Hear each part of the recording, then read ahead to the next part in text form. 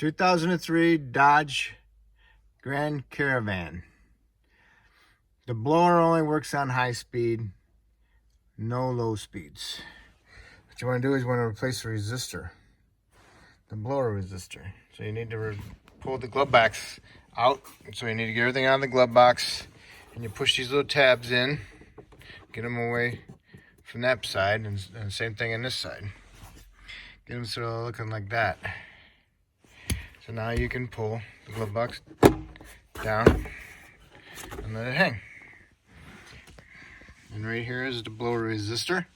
You want to get a little screwdriver and bend the little tabs in so you can pull them off. I already got mine kind of loose. Same thing with the bottom. You want to push that one in with your finger and pull that one out. And then you got two 8mm screws.